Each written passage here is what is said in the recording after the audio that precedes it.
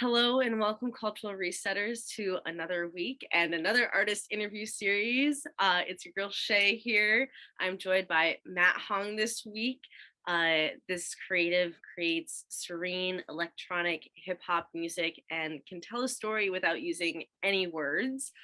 So, without further ado, welcome so much. I'm so glad to be able to sit down with you for a little bit. Thank you for having me, Shay.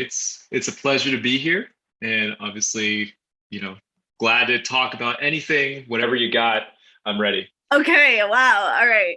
Well, Yeah. let's start simple. Like I want to get to know you and I want to get to know where you came from. So if you could tell me maybe like what your creative process was like, how you got started with music. Sure. Yeah. So I'm originally from the San Francisco Bay Area. I'm 26 years old, and I've spent all 26 of my years in the Bay Area. So I haven't really gone out that much. I've traveled, to other places, but most of the time I've been staying here. And I really got into music, I would say, probably during high school, a little bit in college as well. But high school is really when I got the start. My parents did give me the privilege of, teaching me and signing me up for piano classes. I was really involved in choir and in musicals growing up. But I always kind of thought of it as kind of like, boring, because most of the time you're like working on other people's material. You're playing classical music and not really playing pop music or the stuff that you're listening to. And so it wasn't until high school that I really just got into making music, and it really kind of just fell in my lap in some ways. A friend of mine at the time was showing me GarageBand, and Mhm. we had school computers in our computer lab, and they were all Macintoshes, and they were all running like really early versions of GarageBand. And so, it was super fun to just like drag things together, make tracks, and obviously they all sounded pretty awful because, it's the nature of it. But it really started the beginning of electronic producing, I would say, for me. Um, a couple things happened in my personal life. I had lost some really close friends, as well as family, and with that, music became a coping mechanism for me, as well as a sense of therapy. And I wouldn't say even to this day, I've definitely been trying to get better at it, but I'm not the best communicator when it comes to my feelings. I try to be as verbal as I can, right? But most things don't really bother me. But when things do bother me, music is usually the easiest outlet that I have to express my emotion. So I oftentimes say that my music is kind of like a diary entry for me. So every song that you listen, my goal is that you know exactly where my mind space was at that time and how I'm trying to communicate my emotion I was feeling at that certain place in time. Similar to how people take photos or write in their journals, I make music. And yeah, I've been really excited and happy about kind of the progress that I've been able to make, the people I've been able to meet, and obviously it's been a hell of a ride, and I'm excited for what's going to come next. But that's really how I got my start. It was really a good sense of from my parents. They really instilled on me to be creative and try and pursue my creative passions, but then also as kind of a coping and a therapeutic outlet that I've very much needed. Yeah, definitely. I mean, using it as a communication tool and a coping tool is often how a lot of creatives start with music because it is so therapeutic. But what was the transition like, when you took your passion and your need for music to almost communicate to actually using it as something as like a tool for the industry side of things? I think at the very beginning it was very difficult because music, for me at least, the reason that I made music, right, again, was therapeutic. And the issue at the time is it felt very personal. Any song that I made was like, ooh, that's like my diary, right? I don't know if I necessarily want people to see it, right? Or to hear, my inner thoughts and understand what's going on. But I think the kind of the turning point was in 2015. I reached out to a record producer by the name of Bob. I'm sorry, I'm so blanking on his last name, and it's pretty sketchy to just know someone named Bob and not know their last name. But we in today's day and age, I mean, a lot of musicians end up connecting and networking, completely virtually, right? I think a lot of the collaborators I know and people, A&R, so on and so forth. I've definitely talked to them, but I've never even met them in person. We've talked for years and years. And so Bob and I had this relationship. He ran a pretty successful YouTube channel at the time where he would post like chill hop, jazzy music. And at the time, I was really getting into sampling, going into boom bap and hip hop. It was a lot of the genres that I enjoyed listening to as a kid growing up. And I just reached out to him. I had created like a quick, 5-7 track EP, kind of like a demo tape, and shared with him. And my thought at that time was like, oh, these are just tracks. There's nothing really much to it. But he really took a chance and said, hey, I actually have a record label that I've been working on, that I own, and we'd love to release this as a part of our catalog. And of course, I was super stoked. At this time, I was a sophomore in college. And funnily enough, I took like a couple music classes in college, not really to learn anything, I'll be completely honest, really just as like a GPA booster, but ended up actually really enjoying the class because, our teacher was great. And it did help me solidify a few more of the theoretical sides of music, right? And in that class, I remember texting Bob. Sorry, I wasn't really a good student, but I was texting Bob, and he was so supportive, giving me back, lots of feedback about his experience, and that was really the transition. I think one of the biggest pieces of advice that he gave me, right, especially in my genre of music, is a lot of it is very heartfelt, and obviously there's this kind of thought that you need to experience a lot of loss or pain to make great music. I think this is a common thread that a lot of musicians talk about, is like, ooh, do you really need to go through something, go through that, what do they call it, like the artist struggle to really create great art. But Bob kind of looked at things a different way, and I think I looked the same way as him, where it's not really about the pain, but really what you do with it, and trying to channel it into a better sense, and to really enjoy the process of making something, and not try and like go out of your way to find unnecessary pain, which kind of seemed the way to be, because back then, not to say I was like an emo kid, but I think a lot of times I would try and put myself in positions, finding out that like, the more negative I was feeling, the better my music would get. I feel like that's like a common trope, but realizing that that's not the case, and we should just be creating things to create. And obviously, I think I'm still learning a lot about the music industry. The fact that sync licensing and placements and all sorts of different ways that you can monetize music has really changed in the last couple of years. And back in 2015 when we were making music, it was really just for fun, but now it seems a lot more professional. There's a business side that we're slowly starting to take more ownership of and understanding of. So it was a big transition, I would say, but I think slowly and over time we've been, or me personally, I've been definitely trying to learn more about it, and really thankful for the people that have helped me get there, because at the very beginning it was just for my ears only, and it was just when someone took a chance that tried to bring that out into other people. You said a lot there that I think hits home for a lot of creatives. Having those life experiences happen to you is what gives you those emotions that makes you need to put an entry into your diary, so to speak. And so it's like almost self-destructive when you find yourself seeking these life experiences to be able to prompt this music. And I think that's something that happens in the music industry that we talk about, is just a demand for product, like, Mm-hmm. but it takes a lot out of you to have this emotional experience to release this music and it really be authentic to yourself. So how do you balance that? How do you maintain kind of your self authenticity with your music when it's so emotional? It's a good question. I think in my mind, it's always gone kind of hand in hand. I think the music that I produce is very much how I would, if I was trying to talk to you about, like, for example, a lot of the tracks in this most recent project are about my sister. And so kind of just a quick background about her. In 2019, She passed away from brain cancer, and it was, obviously a really tough time for myself, for my family. This was my older sister. She was, 5 years older than me. She was always, kind of basically like a third parent for me at many times. And I looked up to her in so many different ways.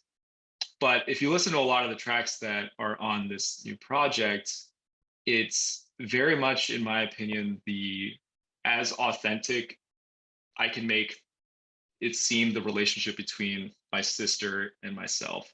Mhm. Um, and of course, it's very difficult for me to put that out there. But I think it's because I did experience something so traumatic with her, and I really wanted to commemorate and create a good memory of what that relationship was. There's a song on there called Turn Signals.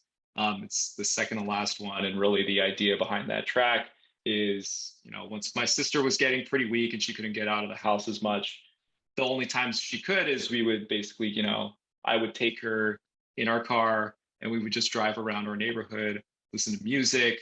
Um, and the only sound other than, the only constant sound, right, as we were listening to a bunch of different music of different genres, is the turn signal, because she would always make sure that I was being the safest driver I could, right, as a true parent, right, she would act like one and just say like, hey, make sure your turn signal's on, we don't want to get in trouble, even though we're just driving around like, a neighborhood where there's like no other cars around us.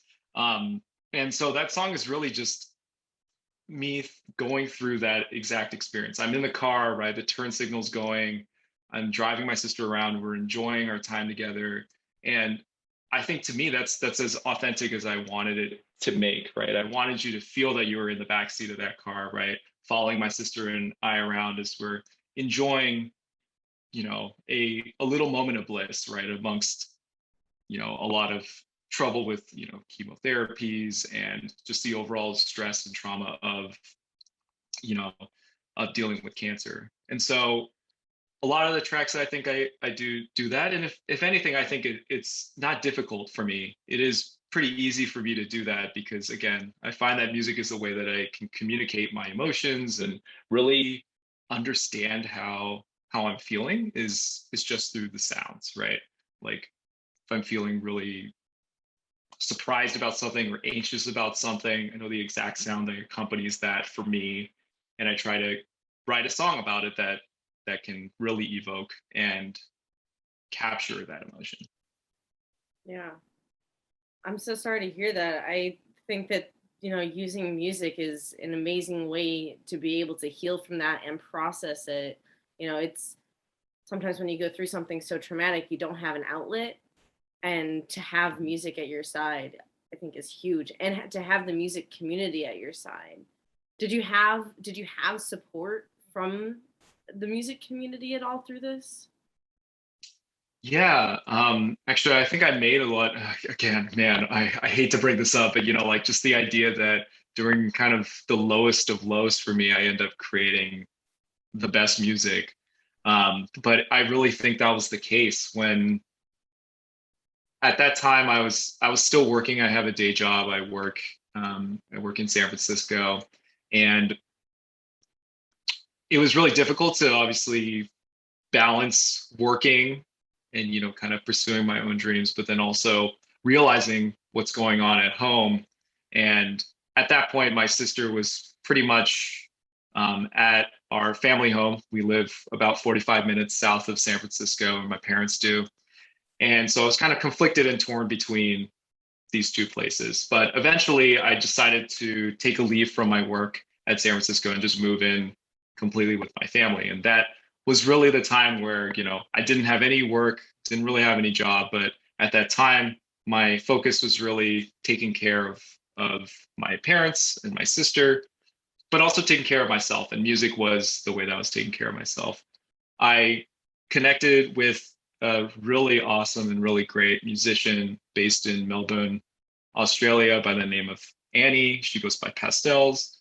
And we basically cranked out like 2 or 3 albums during that time. I worked on an EP on myself too, entitled Forward.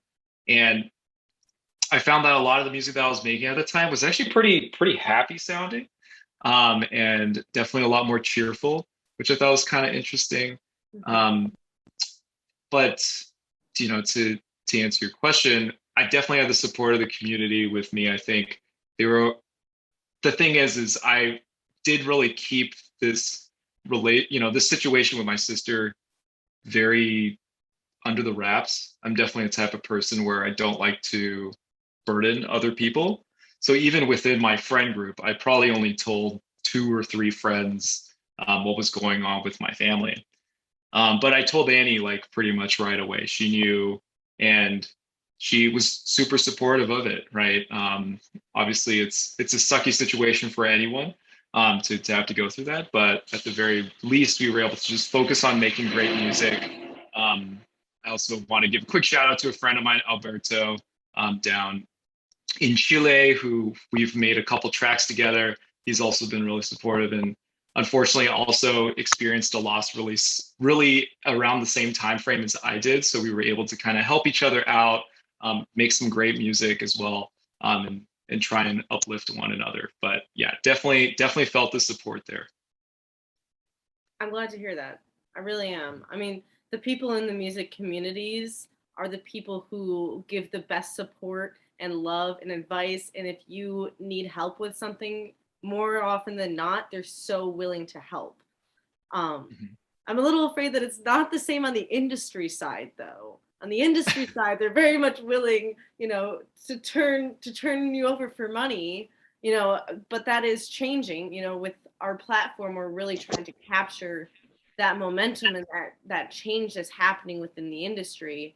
A lot of which has come because of last year, going through the pandemic was a massive reset button being hit with the music industry.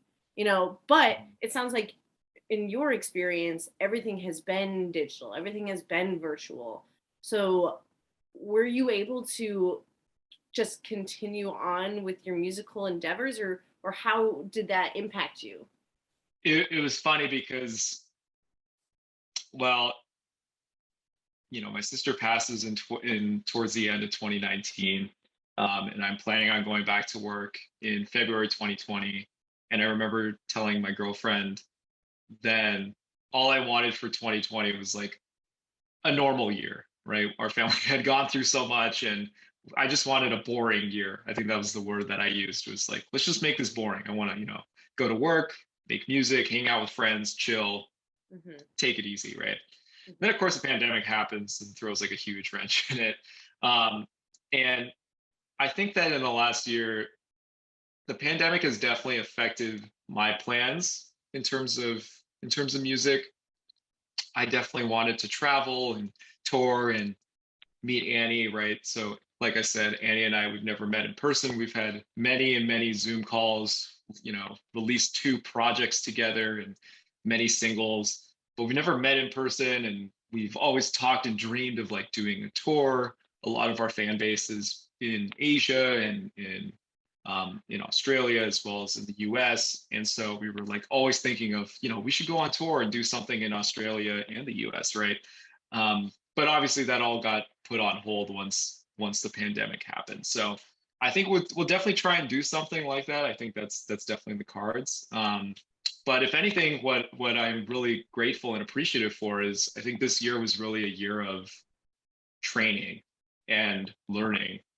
Um, I bought, or my girlfriend and a couple of my friends for my birthday last year all chipped in and got me an OP1. And so I think I've been spending a lot of my time just like learning what a beast of a machine that is, Hmm. as well as how to incorporate that into my own music and make my own sounds. So I've been spending a lot of time just doing sound design, not really making songs, but just playing around with ideas, and seeing how they kind of come to fruition. So I would say it was kind of like a detour. I think I needed to do this at some point, right? To really refine my skills and really discover and rediscover my passion for making music. But obviously it did. It was kind of sucky that, all we wanted during that time was just like a normal year. And then of course, Yeah. um, something just gets thrown in the way. But I'm happy for it and happy that, it also gave me time to reflect because I think given that such a traumatic experience happened right before, being, inside and indoors and, kind of quarantined in a way did help me cope with the death a little bit easier. I think I'm more of an introverted person in that respect, and I need time with my own thoughts. And so it was kind of perfect in a sense that I wasn't trying to like numb my mind from what had happened. I had time to sit down, digest, and eventually move on. Yeah.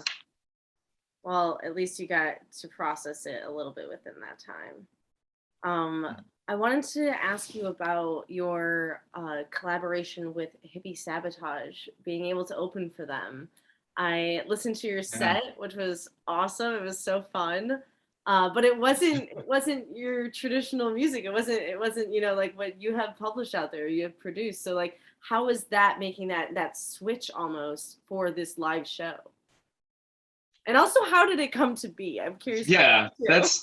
that's true. I think I got like a Facebook message from someone at my college at UC Berkeley who was asking if I knew how to DJ and if I was available on whatever day it was, September or something. And at that time when I got the message, I think I was like hanging out with one of my close friends and I showed it to him and I just remember saying to him, like, I don't know shit about DJing.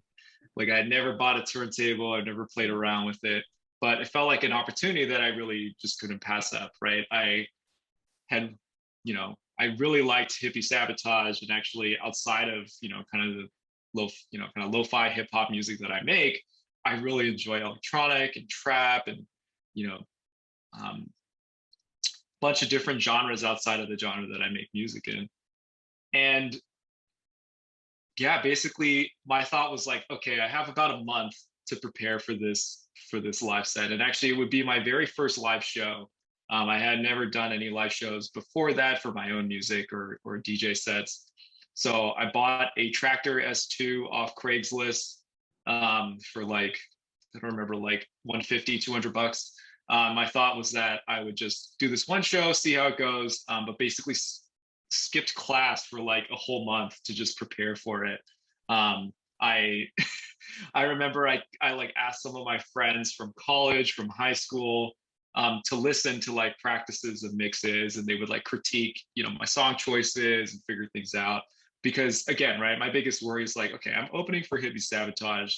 They play some like, they can get pretty crazy with their set choices, right? And they're really there just to get the crowd hyped, and they throw amazing shows. And I'm like a chill, jazzy dude. Like, how the fuck is that gonna mix up? Uh, so it was funny. Like, I would ask my friends, like, is this song hard enough? Like, literally, that was what I was asking, right? It was like, does this flow into the next one, right? And I wanted to have a good mix because at times that's kind of what my music is like, right? It's like it's a mix of hard and soft. I love playing with, contrasting ideas and, dualities of situations and, two sides to every coin. And so I wanted to bring something similar to that in each set. So you notice like I play two hard songs, then I kind of slow it down, and then I bring it back up and then, slow it down again. And on, this is after about a month of training and preparing for the show. It's the day of the show. I remember I go grab sushi with a couple of my friends beforehand. And as I'm walking, I remember this so distinctly. As I'm walking into the venue, there's these like four people in front of me, and they're like walking downhill, and they're just like, dude, I think the opener was in my calculus class in freshman year, and they're talking about it, and they're basically talking about me. They don't even know that I'm standing right behind them or like walking down. And I was just like, holy shit, like I can't believe that now this is my first live show, and this kind of felt like it was it, right? Like now I'm gonna start doing more things, and music could be even more of an actual potential, like professional avenue that I could pursue. Mm-hmm. And at that time, I had that one project in 2015 that came out, but I had no plans for an album or EP or anything. But again, like I said, with that project in 2015, I think this was really made me really grateful for people in whether they were in clubs at Berkeley or wherever that just took a chance on me, and I took that chance, even though I was really afraid that, especially with something as technical as DJing, and yeah, it may just look like someone's pushing buttons up there, but actually it's very difficult to do live. And just kind of taking that opportunity to try it out and see how it went. And I ended up loving it. Kept the Tractor S2 for a few more years, right? Eventually upgraded to an S4, and started playing more shows once I graduated as well. So it was definitely a really, really incredible experience. And again, it was definitely, I mean, I think my live shows are definitely a lot different than the music I make, but I kind of like that too, is that I can play with both sides in a way. Yeah, both sides of yourself as well, because being in person, I mean, that's so much more vulnerable, and like, right, I mean, I guess you can be more vulnerable when you are in your own environments with yourself producing your own music. And so when you're in front of a crowd, I'm sure that's a very different emotion. And I will say that the time you put into making sure that your set was seamless was well worth it, because it was seamless. I was listening to it, and your song transitions were, I mean, impeccable, because it, like, you picked songs that worked with each other, like on their own, but then your added transitions to it made it just like one continuous song. It was awesome. So I mean, that time you put into it, worth it. Thank you.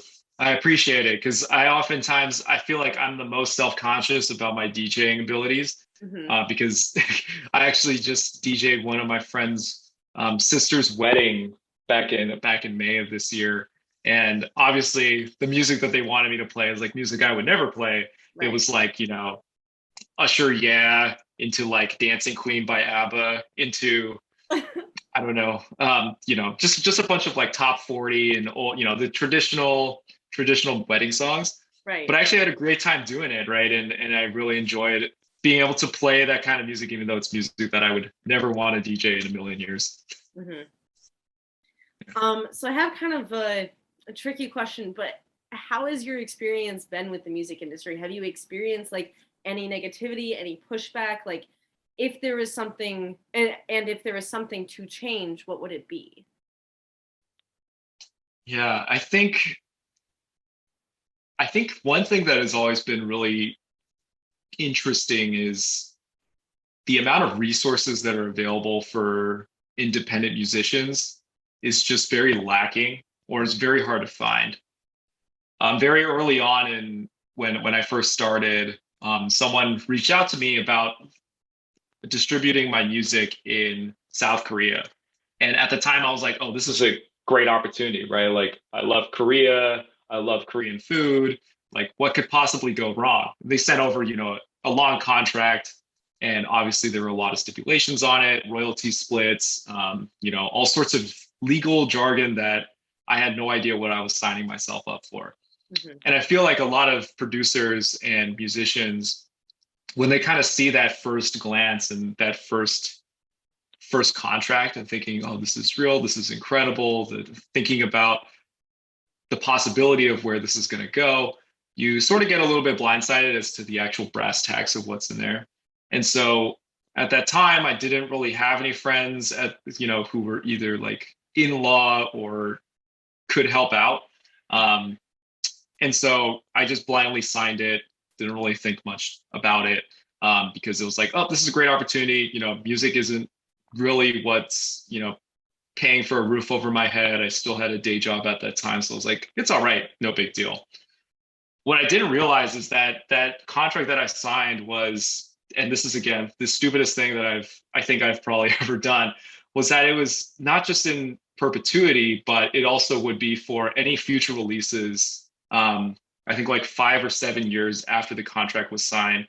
And so basically, even though I thought that I was only distributing one album, any album that I created in the next 5 or 7 years would also have to be distributed by this one label, specifically for South Korea. And even for all of it, it was all the same royalty split. And I think at that time it was 50-50, because I was such a small artist at that time. They were willing to take a chance on me at that point. So obviously I felt like kind of a little bit misled, and I remember asking the label manager, like, hey, this is not really what I signed up for. And he wasn't really responsive back to me. And he was like trying to change the conversation or like, dodge my emails and kind of ghost me a little bit. And overall, it just felt like such a really shady experience, especially as my first time into distribution and really understanding kind of the whole gravity of that. And then every point after that, I think because of what had happened then, and of course, obviously, luckily, the contract was only for I think like 5 years, and so at this point, it's already expired, and we were able to move on from that. But basically, any other time that a contract has come up for anything, I make sure that I have a lawyer review it. I make sure that all the T's are crossed and all the I's are dotted, that everything makes sense. And it is really difficult for you to kind of know that in the very beginning. So I think that's the one thing that I wish was a little bit more clear. It seems like, again, it's an industry and it's a business, and a lot of the risk is on the label because they're putting in time and effort and resources into your work. But definitely do feel that there is a big disconnect between the amount of value that the artists themselves provide as well as the machine behind it. Because nowadays, kind of the cost for there's basically very little barrier of entry for artists to get their music onto DSPs and getting their music into stores and into wherever it was, where 20 years ago was a lot more difficult for them to get in there. So I think now that that barrier is down, a lot of more power should be to the artist. Okay, so I have a question for you that's kind of, I mean, like, I haven't asked any other creatives about this because it's new to us as well. But we're actually going to be hosting an award show for 2021, basically in response to the lack of proper structure within other award shows, just trying to basically reflect what award shows should be like. I don't know if you are, participant in award shows, you watch them or anything, but what is something about award shows that you would like to change in particular? I don't know, man. I feel like I have not followed the Oscars or like, the Emmys or or the Grammys even for like 4 or 5 years now at this point. So I'm probably not the best person to ask, but to change.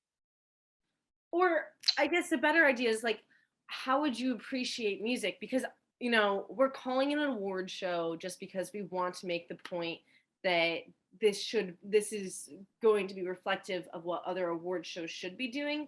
But Mhm. ultimately, we're trying to find a way to appreciate musicians and creatives and their arts without putting them into boxes or making it competitive or making it destructive. Yeah, it's a good point. I mean, to me, I think an award show would just be the opportunity for the artist to play their music. So I think it is difficult, right? Because I'm in this one camp, which is, putting labels in art is difficult and can be kind of counterintuitive and could be distracting. And I'm in that side. So I think it is really hard. This is definitely a really hard question, I think, because yeah, to me, it's hard to put a label on art, right? Yeah. And to rank one's art over another, right? It's like all those classic questions of like, who's the best rapper? But like, every rapper has their own style. Or like, who's the best comedian? It's the same thing. Mhm. Um, and kind of the genres that I see now are definitely changing. Um, Maybe it could be, like most creative album rollout could be I don't know. I don't know. No, I'm just actually, spitballing here. I got no idea. okay, but that one idea is a really good idea because that's not putting music into boxes and putting it against each other. It's taking an element of music creation and, appreciating people who really go above and beyond, because there are some creatives who, like, their rollout process, I mean, like, it starts way in advance and there's you know, so many different creatives who are involved, whether it's musicians or visual artists or engineers, even videographers, photographers. Like, it takes so Yeah. many levels of creativity to make that happen. I'm actually curious, what other creatives do you work with? Do you work with a visual creative or anybody else? Yeah, I usually work with graphic artists, um, videographers, photographers. That's probably the list right now. We, for a period of time, have also been trying to get into merchandise and, you know, working with our partners there to draft up designs. But for the most part, it's really just photo and video, I think, are the biggest ones. Other partners could include, you know, even content creators, influencers. Um, my music has been used pretty frequently by YouTube vloggers, by TikTok stars, Instagram influencers, and you know, obviously there are a big part of the equation as well, and we kind of help support each other. At times, I've created music specifically for a vlog, which is kind of cool. It's, you know, it's kind of like, you know, in the millennial, I don't know, it's the millennial version of being able to score your own movie, I guess, in some ways. So that's been a lot of fun. But for the most part, it's usually visual mediums that we work with, right? Yeah, that's awesome. You're right. I think the vlogs are kind of like our version of this new cinema. Mhm. And cinema and music go hand in hand. So that works out very well. So I want to talk about your upcoming projects or what it is that you've got going on right now. If you want to plug anything, please take this as an opportunity or anyone. But what's up? Yeah, yeah. I mean, I think I referenced it a little bit, but I am working and releasing a mixtape on August 31st for my sister to celebrate her birthday month. So she was born August 1st, 1990. And she'll be 31 this year. So I wanted to drop it on August 31st of this year. And again, it's really short, only 16 minutes. And the idea is that each track is a very important moment of my life or a memory that I share with my sister throughout the entire course of her life. And it's very heartfelt. It goes through all sorts of different genres, in my opinion. You kind of get a whole gamut of the type of music that I like to make. Um, so I'd really appreciate you giving a chance and giving a chance to listen. But I'd love to shout out my man David Kim. He plays guitar on the last track. He absolutely kills it. Um, Annie as well. She's been a huge collaborator and like she's like my music rock, I would say. I always throw ideas with her. She's always the first to hear any sort of unfinished song or idea, and she, you know, puts her touches on it, listens to it, critiques it. Um, and of course my family as well. So really appreciate the fact that I have yet to share this project with my parents. I've written a couple songs about my sister and always have felt a little uneasy about sharing something so heartfelt with them, especially about my sister. But they have listened to one of them and really enjoyed it. So I plan on sharing it with them, of course, at a later time. But yeah, definitely really thankful for this project and um, glad that, you know, for the opportunity to talk to you guys about it. Yeah, that's pretty much it. Yeah, I'm really glad to have this time with you as well. And I mean, thank you so much for being vulnerable and telling me about your sister in this project and your experience overall. Um, do you have any like advice for our listeners before we sign off? Advice: be easy on yourself, have fun. There's a lot of shit going on in the world right now, so you know, I mean, as selfish as it sounds, you got to take care of yourself before others. So remember to, you know, take care of yourself and have a good time. So that's it. I mean, that's very vague, but that's basically my life mantra, is that just always try and have a good time. All right, Matt Hong, everybody, aka Mr. Hong. Thank you so much for joining us. And we'll catch everybody next week. So All goodbye. right. Thank y'all.